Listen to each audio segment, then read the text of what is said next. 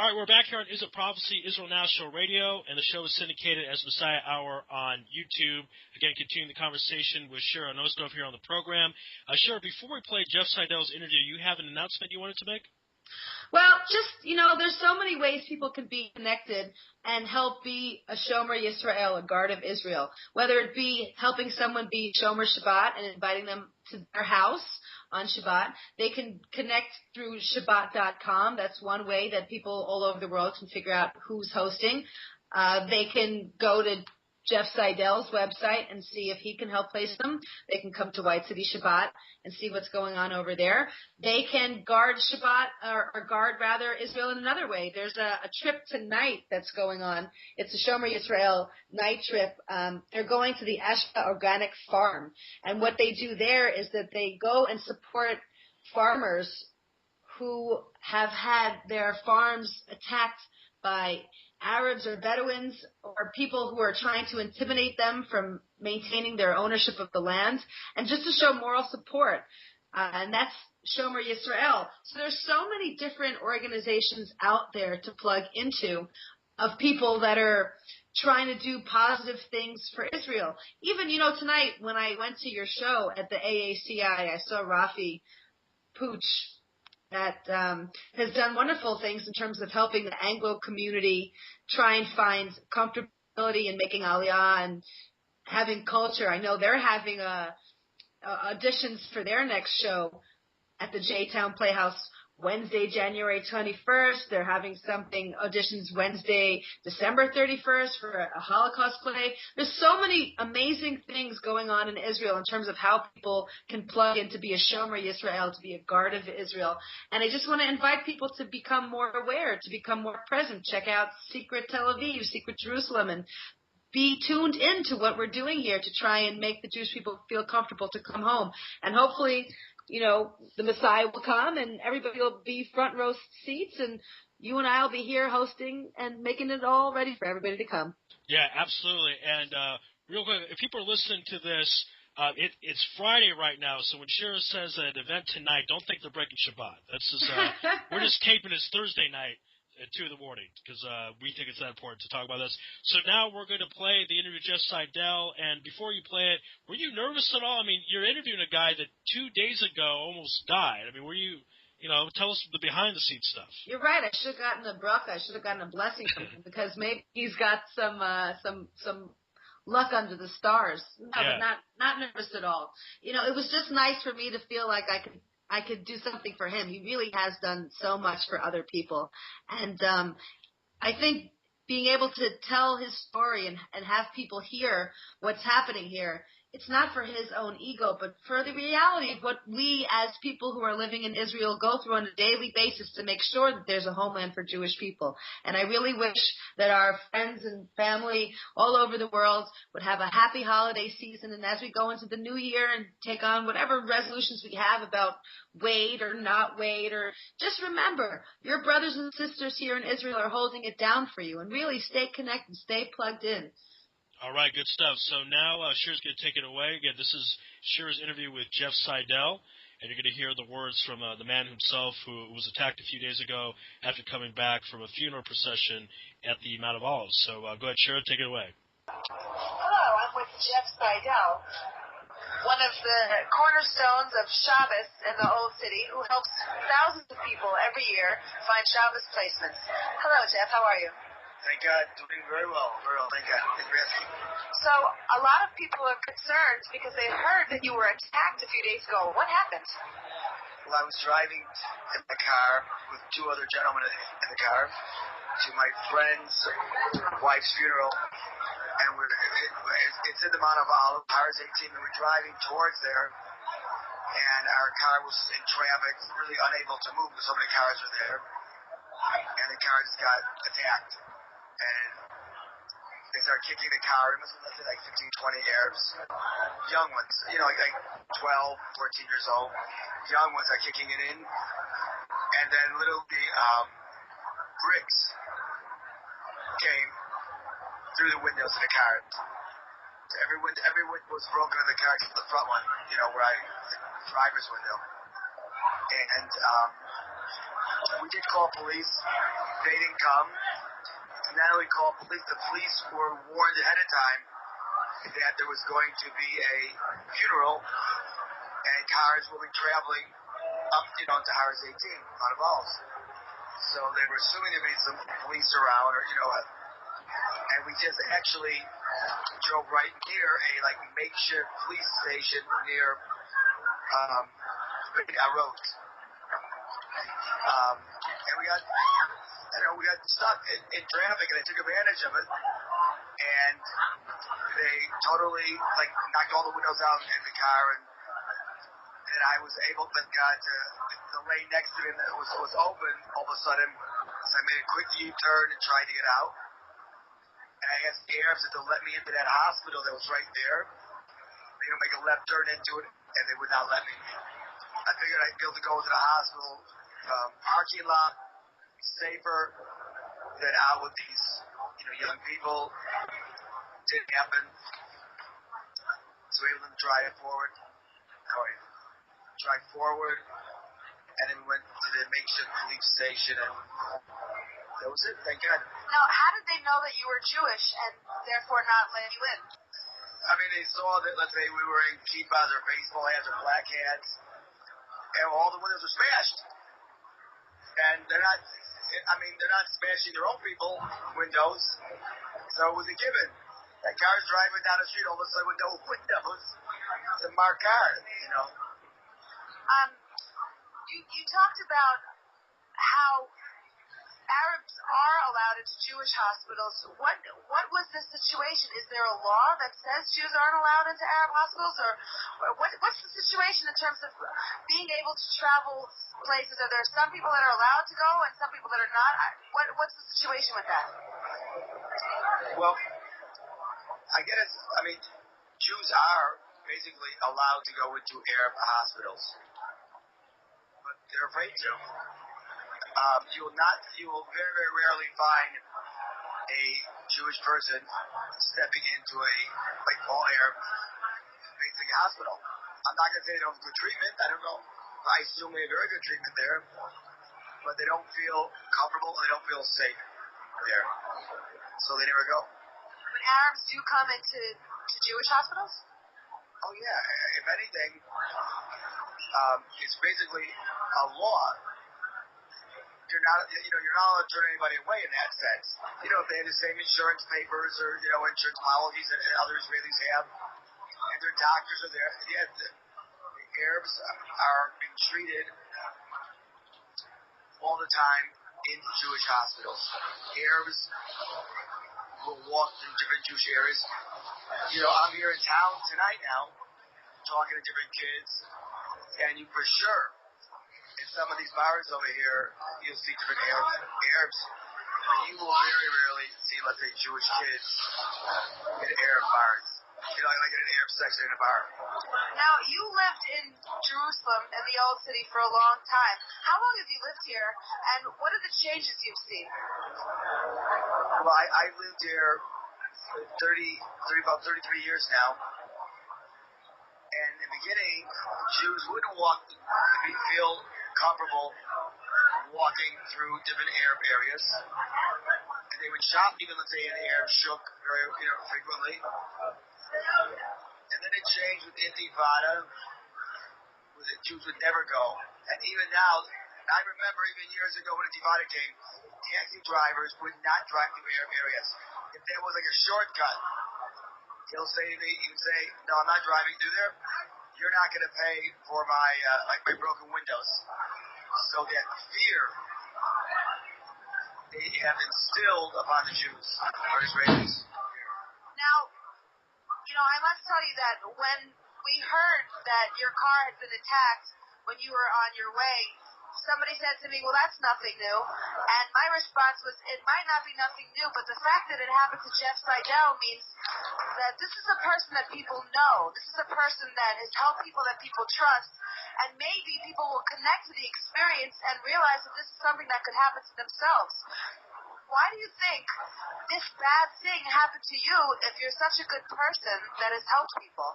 People sometimes ask, why do bad things happen to good people? Why you? first you asked me to be God. I don't know God's cosmonos. I accept him. I accept what he has. I'm really not sure. But someone told me today it's like I get a renewal on life because my life they say was in jeopardy. Everybody tells me when they saw those bricks they were throwing through my window, they said that my life was basically in jeopardy. Mine and two other passengers. So it kind of gives me like a renewal on life, to realize where I am, where I'm holding. And I will tell you, on that day was Tuesday, and I was ready on Tuesday to have an easy day. I had no birthright groups coming in for free prayer books. I'd be a little easier day. I wake up in the morning and I get the news that my friend's wife passed away. So now I had to go. I had an obligation to go to the funeral. So now my day would turn from an easy day, which I was thinking of, to now a troublesome day. And then I got to go worse. Wow. And you said Tuesday. Now, which day of Hanukkah was Tuesday? Tuesday was the seventh day, and we were going into it was Tuesday afternoon at like 1:45. It was not at night. It was broad daylight. And then that night, we were going to light the 8th night of Hanukkah. So it was towards the end of the 7th day. And your friend that was injured, that was Mr. Danziger. How is he now? He, I guess myself, we were realizing how life-threatening it was. He has a scratched cornea on one of his eyes from the glass. They're like shattered around him. I mean, there was glass everywhere. I mean, like I said, I was driving almost like a convertible. Like no top anything. There's no windows on it, except for the front window. Now, do you think you're somehow responsible because you were going to a place that you shouldn't have been? Can you tell us a little bit about this area and why is it such a big deal? Why were the Arabs so upset that you were there? Why is it a big deal? Well, it's on the way to Ars 18. It's about a Balas. It's just a normal route that people go to. Why they really? I feel, and I've seen, that in a sense they're trying to take away or have us not go visit our Jewish holy sites, including, let's say, the Western Wall, Hebron. They're trying to have us block out from them. Wow. Was it a very Arab neighborhood, or was it just the side of the road? It's all Arab neighborhood. Ars 18, Mount of Olives, is basically an Arab neighborhood. And there's a Jewish cemetery right there. Why they don't? The sad part about it is that they don't let us go to these things or try to stop us or try to scare us.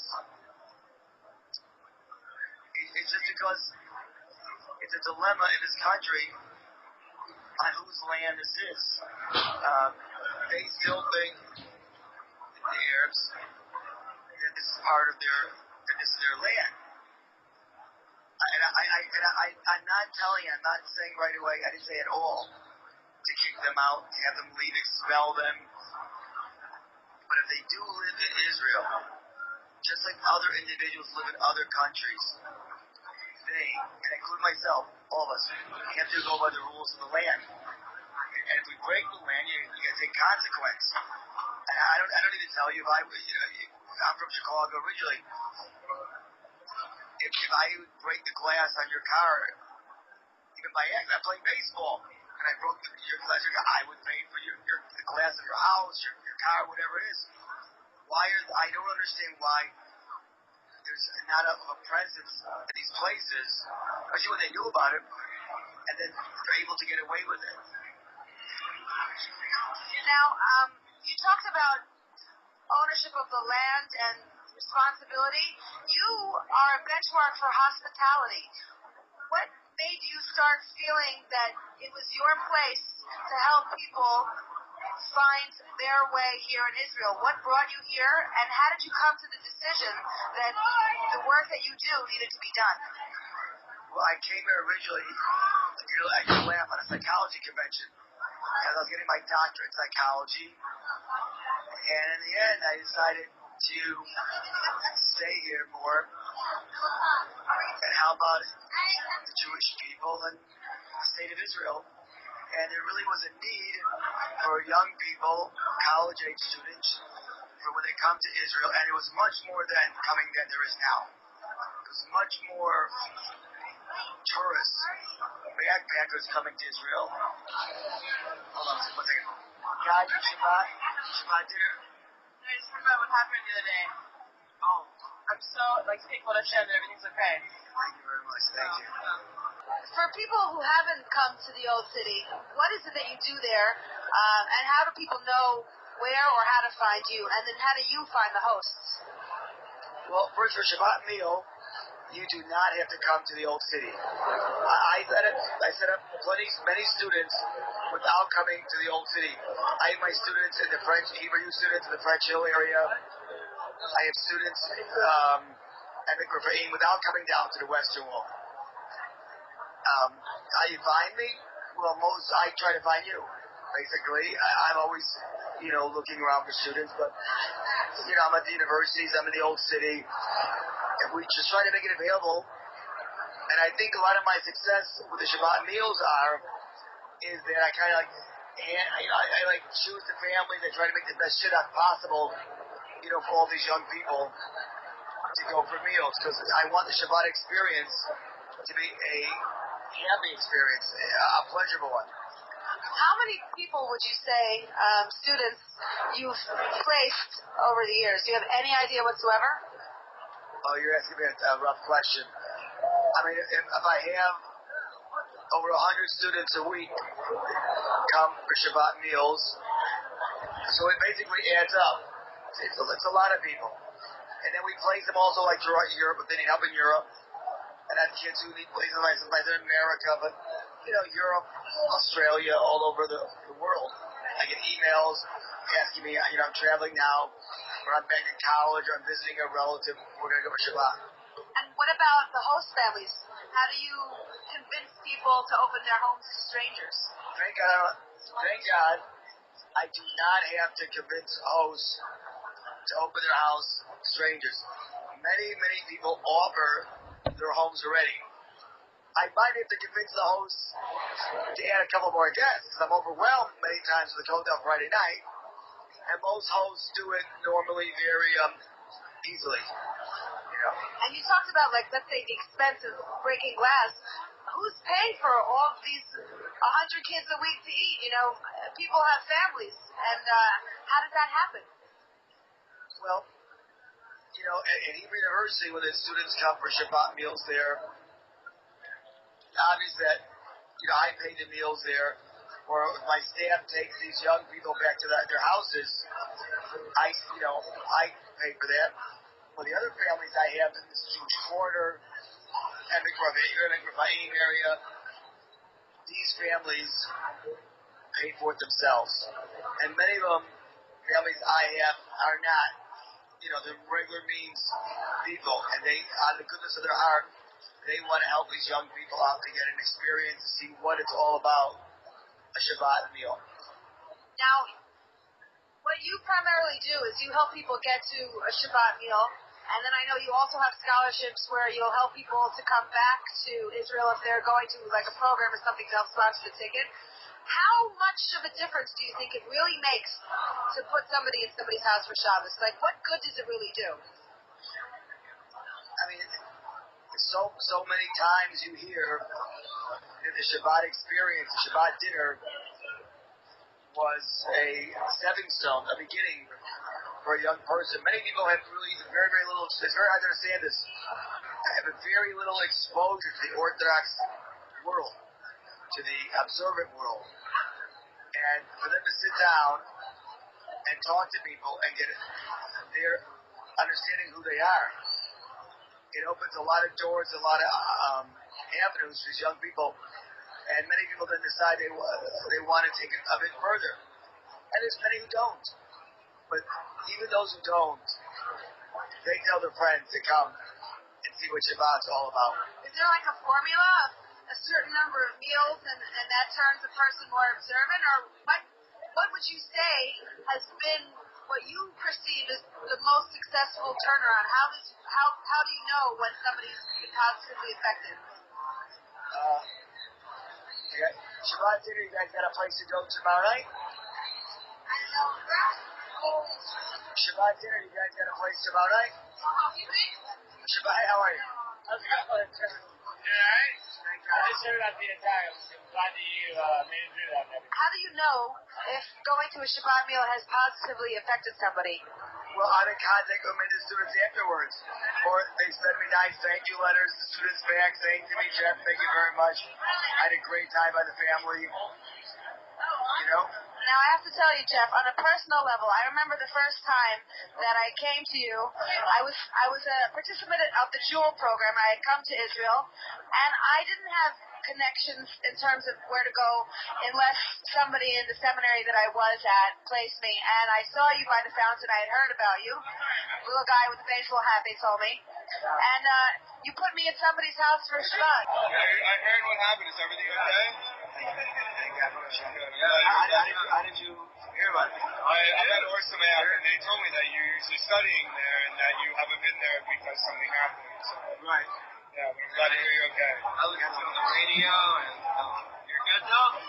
Thank God. Inspires you. I don't know. I just know that it's my job, my abilities, is to go out and to talk to people. It's my God-given talent, and I have to use the talent that God gave me. And each one of us have to use our specific certain skills we have, whatever they are, to better serve the world, to better serve Jewish people. All right, that was Shira's exclusive interview with Jeff Seidel, who survived an attack miraculously on Tuesday. If you're listening to the show, the original airing is Friday. This is a Prophecy on Israel National Radio. The show is syndicated as Messiah Hour on YouTube. Email me at messiahhour@gmail.com. Shira, thanks so much. Great job. Thank you, Ari. Thanks so much again. Chazaka, third time's the charm. That's right. 3 times ice cream, but you'd have to pay for it because I don't have money right now. All right, Shabbat Shalom, everyone. God bless and good